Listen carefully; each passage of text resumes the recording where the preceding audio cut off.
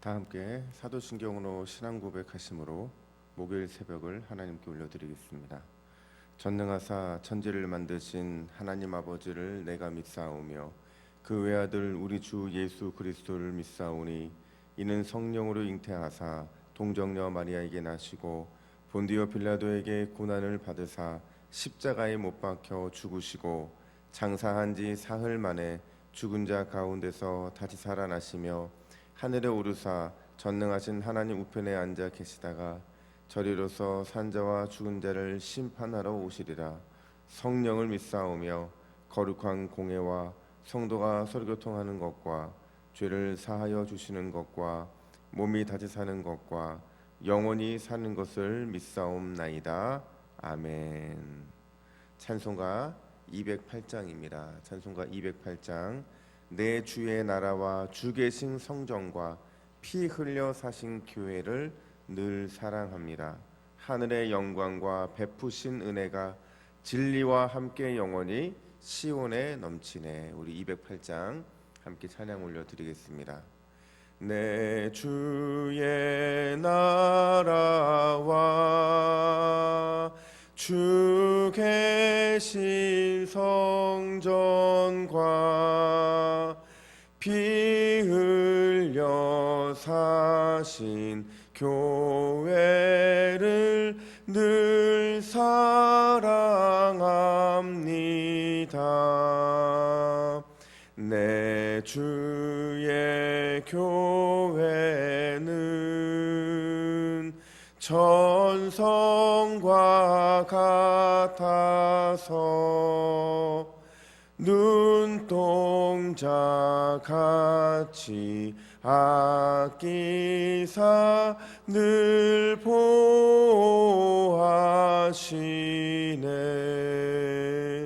이 교회 위하여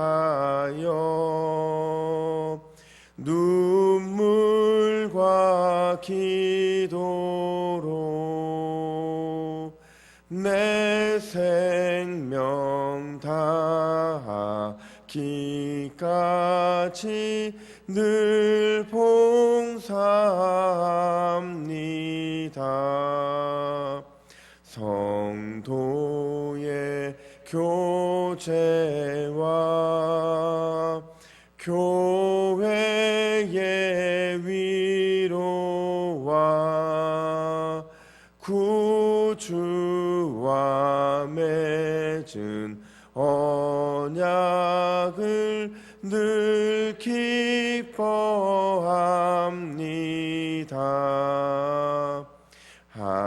하늘의 영광과 베푸신 은혜가 진리와 함께 영원히 시온에 넘치. 성도의 교제와 성도의 교제와 교회의 위로와 구주와 맺은 언약을 늘 기뻐함니. 하늘의 영광과 하늘의 영광과 베푸신 은혜가 진리와 함께 영원히 시온에 넘치네.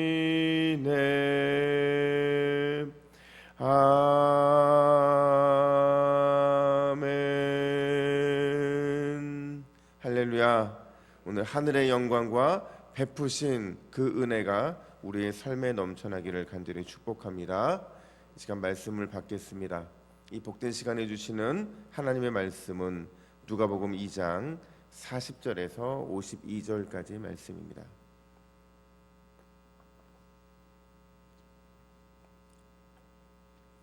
신약성경 90면에 있는 누가복음 2장 40절부터 52절까지 말씀, 지혜로운 삶이라는 제목으로 오늘 말씀을 받겠습니다. 우리 한 절씩 교독하겠습니다. 아기가 자라며 강하여 지고 지혜가 충만하여 하나님의 은혜가 그 위에 있더라. 그의 부모가 해마다 유월절이 되면 예루살렘으로 가더니 예수께서 12살 되었을 때에 그들이 이 절기의 관례를 따라 올라갔다가 그 날들을 마치고 돌아갈 때에 이미 예수는 예루살렘에 머무셨더라.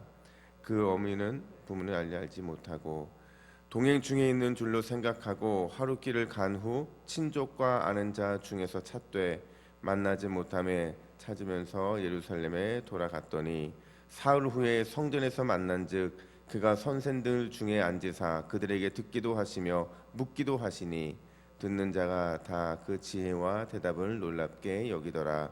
그의 부모가 보고 놀라며 그의 어머니는 이르되 아이야 어찌하여 우리에게 이렇게 하였느냐. 보라 내 아버지와 내가 근심하여 너를 찾았노라.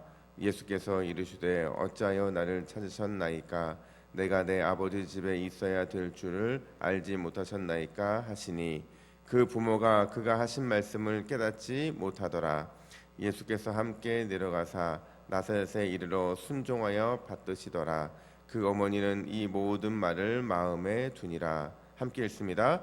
예수는 지혜와 키가 자라가며 하나님과 사람에게 더욱 사랑스러워 가시더라. 아멘. 제가 오늘 설교 준비하면서 갑자기 군대 생각이 나더라고요. 군대에서 남자들이 가장 많이 듣는 말이 뭔지 아세요? 군대에서 남자들이 가장 많이 듣는 말은 개념 없다라는 말입니다. 특별히 이등병이나 일병 때 참 많이 듣는 말이 개념 없다라는 말인데, 공부를 많이 한다고 해서 또 다양한 사회생활을 경험했다고 해서 또 많은 것을 누리고 살았다고 해서 그것과 상관없이 군대에서는 늘 사람들을 향해서 개념 없다는 말을 참 많이 합니다. 그러니까 개념 없다라는 말이 뭐냐면 그러니까 실수하면서 생각이 없다 이런 말이거든요. 그러니까 군인들은 이 개념 없다는 말을 들을 때 가장 자존심 상해합니다. 그러면 여러분 신앙생활에서 우리가 가장 들으면 안 되고 또 들으면 가장 기분 나쁜 말이 뭔지 아세요? 뭐 믿음 없다, 사랑 없다, 기도를 잘 못한다, 말씀을 잘 모른다 이런 말 아닙니다. 진짜 기분 나쁜 말이 뭐냐면 참 그 사람 지혜 없다라는 말이에요. 그렇죠? 그냥 아무것도 아닌 말이거든요. 그냥 뭐 세상에 지혜 없어도 잘 살 수 있고 지혜 없어도 즐겁게 살 수 있는데 이 지혜 없다는 말을 들으면 기분이 참 나빠요.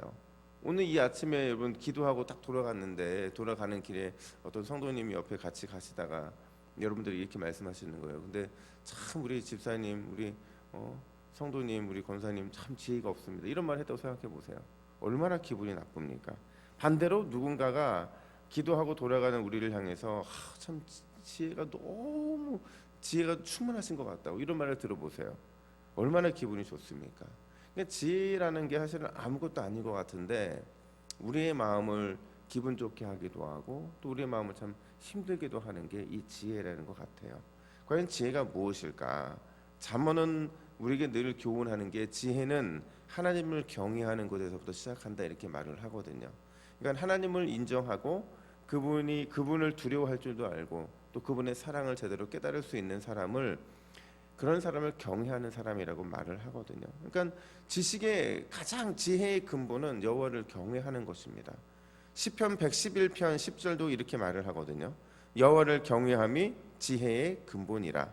그의 계명을 지키는 자는 다 훌륭한 지각을 가진 자이니 여호와를 찬양함이 영원히 계속되리로다. 아멘.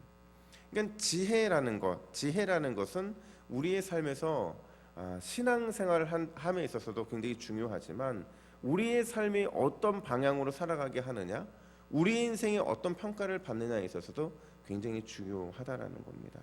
저는 오늘 이 새벽에 나온 우리 모두는 다 지혜자인 줄로 믿습니다.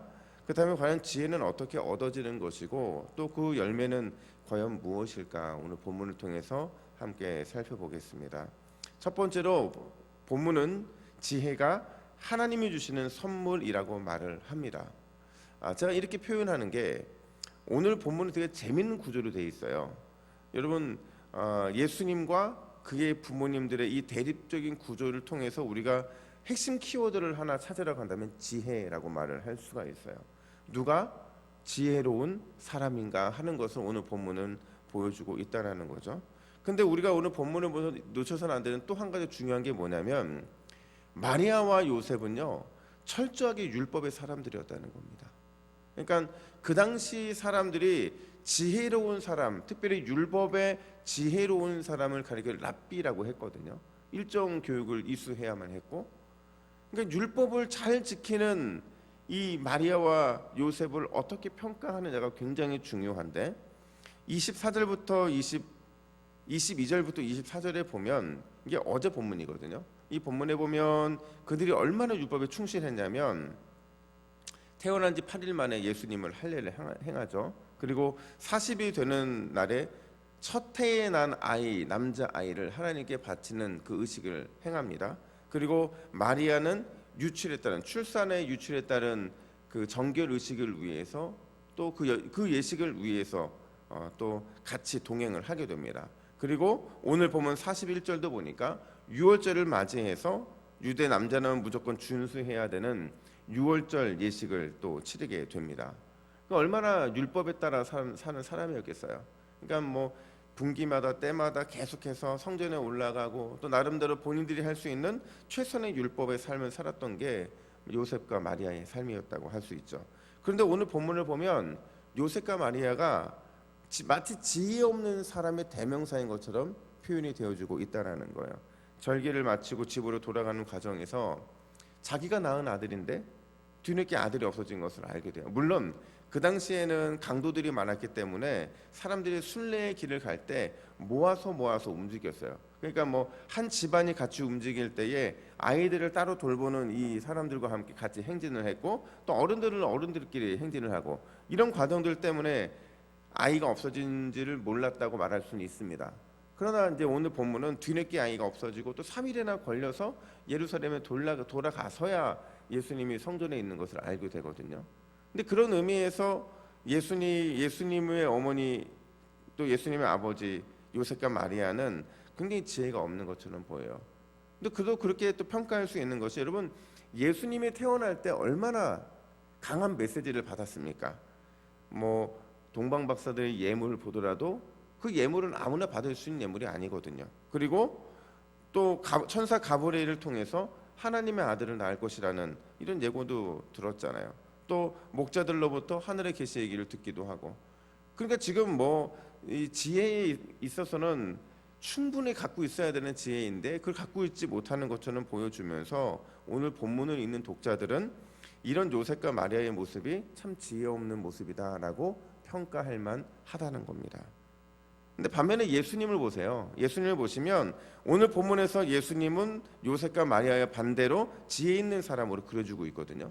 12살밖에 안 된 예수님이 성전에 앉아서 랍비들과 오랜 대화를 하는데요. 그 당시에 이 그 12살 되는 아이들은 성인으로 이제 간주할 만한 나이로 올라가고 있는 때거든요. 그러니까 물론 이럴 수는 있어요. 근데 그 대화가요, 여러분 3일 동안 지속되잖아요. 얼마나 대단합니까? 사람들이 이렇게 반응합니다. 47절 보니까 듣는 자가 다 지혜와 대답을 놀랍게 여기더라. 예수님이 하시는 이 질문 그리고 대답에 대해서 아주 놀랍게 여겼다는 겁니다. 그리고 마지막 52절 보니까 예수는 지혜와 키가 자라가며 하나님과 사람들에게 더욱 사랑스러워 가시더라 이렇게 말을 하고 있어요. 예수님 모두가 인정하는 지혜자였다고 볼 수 있는 거죠. 여러분 과연 오늘 본문은 왜 이렇게 비교하고 있는 걸까요? 왜 굳이 한 집안을 딱 찢어놓고 마리아와 요셉은 지혜 없는 사람으로 예수님은 지혜 있는 사람으로 이렇게 표현하고 있을까요? 그 근본적인 차이가 40절에 등장을 하는데 우리 40절 말씀을 같이 읽습니다. 시작. 아이가 자라며 강건하여 지고 지혜가 충만하며 하나님의 은혜가 그의 위에 있더라. 아멘. 여러분 어떤 차이가 이런 차이를 나타내는지 보이세요? 하나님의 은혜가 예수님과 함께 하신다. 이겁니다. 여러분 이게 바로 지혜의 차이를 만들어내는 겁니다. 하나님의 은혜가 예수님과 함께 하셨다라는 거예요. 여러분 지혜는 하나님이 주시는 선물인 줄로 믿습니다. 하나님의 은혜가 우리 안에 머문다면, 다시 바꿔 말하면 말씀과 기도로 우리가 충만한 사람이 되면 이미 우리는 지혜자가 되는 것이고 지혜의 충만함을 누리는 자들이라는 겁니다. 그런 의미에서 우리가 구해야 되는 게 뭐냐면요, 지혜를 구할 때 하나님의 임재를 구해야 됩니다. 내 삶을 하나님이 임재하신다면, 내 삶에 하나님의 임재가 강하게 나타난다면 우리는 지혜로운 사람이 되는 거예요. 하지만 우리가 아무리 많은 말씀의 지식을 알고 있고 아무리 많은 봉사를 하고 있고 아무리 오랫동안 신앙생활을 했다 하더라도 하나님의 임재가 없는 인생을 살아간다면 우리는 지혜 없는 인생이 될 수밖에 없다라는 겁니다. 말씀과 기도 속에서 주의 길을 찾고 그분의 뜻을 구하는 삶, 그 삶이야말로 참된 지혜의 삶이라는 사실을 우리는 반드시 기억해야 되는 겁니다. 오늘 이 새벽에 우리가 하나님의 은혜가 충만하게 우리 안에 머물러서 모든 우리 기도하는 성도들의 삶이 지혜자의 삶으로 세워지기를 예수님의 이름으로 축복합니다. 그렇다면 여러분, 지혜의 열매가 무엇이냐 하는 거예요. 이게 진짜 중요한 겁니다. 그러니까 우리는 지혜를 하나님의 임재 가운데 구하는 것, 얻는 것, 그건 우리 성도들로서 당연히 가야 될 길이에요. 근데 우리가 어디에서 놓치냐면 지혜의 열매에서 놓친다는 거죠. 여러분, 지혜의 열매가 무엇이냐? 오늘 예수님은 우리에게 사랑과 섬김이 지혜의 열매다 이렇게 말을 하고 있어요. 그러니까 여러분, 세상의 지혜와 하나님 주신 지혜의 차이가 바로 그 열매에 달려 있는데, 세상의 지혜는요 자기 만족입니다. 그리고 자기 자랑이에요. 세상의 지혜는 자기 만족과 자랑으로 늘 그 결말을 맺게 되어 있어요. 하지만 주님이 주시는 지혜는 흘러보내는 사랑과 섬김의 열매를 통해 얻게 된다라는 겁니다. 52절 상반절 보니까 이렇게 말합니다. 예수께서 함께 내려가사 나사렛에 이르러 순종하여 받드시더라. 아멘. 여러분, 예수님은 자신의 지혜로 부모를 무시하거나 또 자기를 과시하는 도구로 사용하지 않으셨어요. 예수님은 아무리 보더라도 지금 마리아와 요셉에 비해서는 지혜자가 맞거든요. 하나님이시기 때문에 그분의 지혜를 누가 따라할 수 있겠습니까? 근데 예수님이 그 지혜를 가지고 행하신 게 뭐냐면 나사렛에 이르러 순종하여 그 부모들을 받들었다 하는 겁니다. 순종하여 받드는 삶, 그 삶을 살았다는 겁니다. 이 말을 원어적으로 해석하면 이래요. 예수님은 계속해서 자신을 낮추어 복종시키셨다라는 겁니다. 진짜 지혜는 뭐냐? 사랑으로 섬기고 사랑으로 헌신하고 사랑으로 섬기는 삶을 사는 거예요. 그래야만 그 지혜가 진짜 지혜라는 겁니다. 여러분, 우리가 늘 착각하는 게 뭐냐면 교회와 성도는 옳고 그름을 결정하기 위해 부름받았다고 생각을 해요. 맞는 말입니다. 우리가 복음의 진리에 있어서는 철저하게 옳고 그름을 판단해야 합니다. 하지만 복음의 문제가 아닌 모든 문제에 있어서는, 특별히 삶에 있어서는 철저히 우리 성도들과 교회는 사랑과 섬김을 위해 부름받은 공동체라는 사실을 기억을 해야 돼요. 우리 동부교회는 하나님의 섬김과 하나님의 사랑을 보이기 위해 세워진 교회이고, 이 교회를 다니는 모든 성도들은 하나님의 섬김과 사랑에 이 적극적인 헌신의 표현을 통해서 그리스도의 사랑을 드러내는, 움직이는, 돌아다니는 동부교회의 사명자가 되어야 된다는 거죠. 여러분, 우리가 주님을 사랑하고 섬긴다면, 세상을 사랑하고 섬긴다면, 성도들을 사랑하고 섬긴다면 우리는 이미 지혜자인 줄로 믿습니다. 왜냐하면 사랑과 섬김이 십자가이고 또 사랑과 섬김이 복음이기 때문에 그렇다는 거예요. 그런 의미에서 오늘 본문은 우리에게 이렇게 질문합니다. 당신의 지혜는 어떤 열매를 맺고 있습니까? 여러분, 목회자들도 늘 그런 고민을 합니다. 저도 많은 친구들과 함께 교제를 하고 나누다 보면 제가 싫어하는 게 뭐냐면 이게 계산대 앞에서 우물쭈물거리는 거예요. 그런 사람들이 있죠. 그러니까 뭔가 이렇게 계산대 앞에만 쓰면 신발끈을 이렇게 맨다든지, 계산대 앞에만 쓰면 자꾸 뭔가 다른 얘기를 해서 자꾸 생각을 저는 세상에 그런 거 제일 싫어하거든요. 제가 친구들과 함께 이런 교제를 나누다 보면 정말 만나기 싫은 사람들이 있어요. 그 사람들이 누구냐면 한 번도 계산대 앞에서 적극적으로 계산하지 않는 사람이에요. 여러분, 지갑이 열리지 않으면 그 사람의 사랑은 온전한 거라고 말할 수가 없습니다. 하나님 앞에서도 그렇고 사람들 앞에서도 동일합니다. 저는 늘 제가 내기를 좋아해요. 왜냐하면 제가 있어서 그런 게 아니라 제가 안 내면 동부교회가 욕을 먹잖아요. 그렇죠? 아니에요?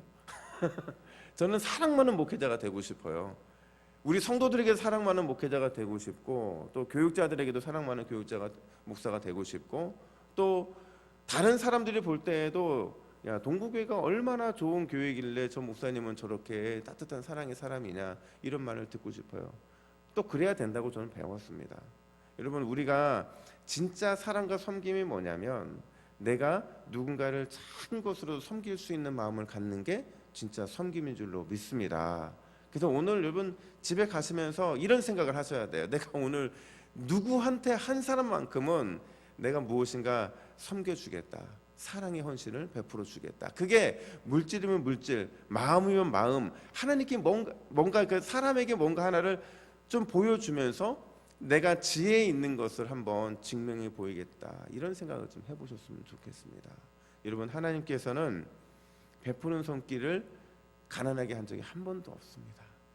하나님은 늘 우리가 무엇인가를 헌신할 때 그 헌신의 열매를 더 풍성하게 맺어주는 하나님이신 줄로 믿습니다.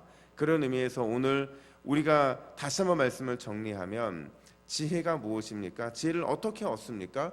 지혜는 여호와를 경외하는 것이고, 지혜를 얻는 방법은 우리가 하나님의 임재 가운데 지혜를 얻게 되는 겁니다. 그리고 그 지혜의 열매는 무엇입니까? 우리의 사랑과 섬김을 통해서 지혜를 얻게 되는 겁니다. 로마서 12장 16절은 이렇게 권면합니다. 서로 마음을 같이 하며 높은 데 마음을 두지 말고 도리어 낮은 데 처하며 스스로 지혜 있는 채 하지 말라. 아멘. 오늘 이 새벽에 말씀과 기도로 하나님께 주시는 지혜를 충만히 누리기를 간절히 부탁합니다. 그리고 그 지혜로 많은 사람들을 사랑과 섬김으로 섬겨주시는 그 귀한 오늘 하루가 되기를 예수님의 이름으로 축복합니다. 함께 기도하겠습니다.